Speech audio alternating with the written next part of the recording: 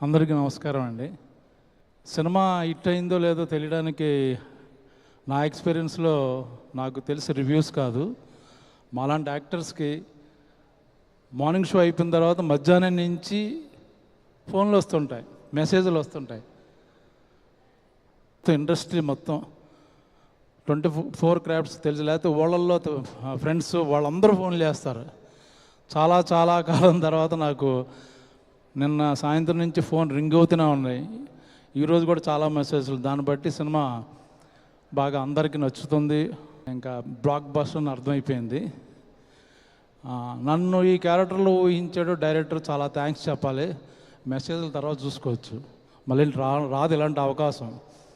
Okay, మామూలు రెగ్యులర్గా నాకు బ్రహ్మాజీనే ప్రజెంట్ చేసి చిన్న చిన్న వేరియేషన్ చేశాను.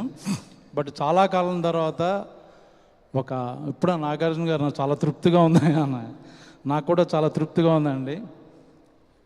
ఒక యాక్టర్కి ఒక డిఫరెంట్ గెటప్లో అందులోంచి చిన్న పేరు రావడం అనేది థ్యాంక్ యూ నందు.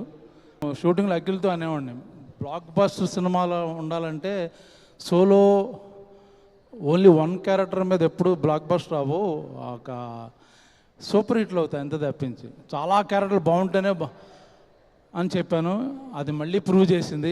సో మెనీ బ్యూటిఫుల్ క్యారెక్టర్స్, దేన్ని తక్కువ చేయలేము. ఏది బాగుంది అంటే అన్నీ బాగున్నాయి. అన్ని క్యారెక్టర్ల మధ్య మొత్తం మార్క్స్ కొట్టేశాడు అఖిల్. అది పెద్ద ఛాలెంజింగ్, ఎందుకంటే అందరూ వెయిట్ తీసుకున్నారు, దీనికి పంచుకున్నారు. బట్ లాస్ట్ 15 మినిట్స్ నిజంగా ఏడిపించేసాడు మొత్తం థియేటర్లో. నేను ఎక్స్పెక్ట్ చేయలేదు అఖిల్ అంత బాగా, అంటే నీతో యాక్ట్ చేశాను కానీ ఈ సినిమాలో మా అందరిని మోసం చేసావు. చాలా సైలెంట్గా యు కిల్డ్ ఎవ్రీవన్. ఇంకా పక్కన హీరోయిన్ గురించి చెప్పాలంటే మొన్న లైట్స్ అక్కర్లేదన్నాను. హీరోయిన్ గురించి ఇంకొకసారి సినిమా చూడాలనిపిస్తుంది. అమ్మాయి క్లోజప్లు కానీ, అతని పెర్ఫార్మెన్స్ కానీ, ఇంకా బృందా మాస్టర్ కానీ, ముఖ్యంగా మా శివాజీ. చాలామంది రివ్యూల్లో శివాజీ క్యారెక్టర్ ఆర్క్ అన్నారు. ఇన్నేళ్ళు అయింది ఇండస్ట్రీలోకి వచ్చాక, ఏంటో ఆర్క్ అంటే నాకు కూడా తెలీదు. అదేంటో ఆర్క్ ఎరక్కొడేశాడు, అద్భుతం. తను కుక్కతో మాట్లాడే సీన్ అయితే యాక్టర్గా నాకు గూస్ బంప్స్ వచ్చినాయి. ఒక్కడే కూర్చుని అన్ని క్యారెక్టర్ మీద శ్రద్ధ తీసుకున్నారు. ఓన్లీ అఖిల్ ఏదో హిట్ కావాలని కాదు. That should be respectable film.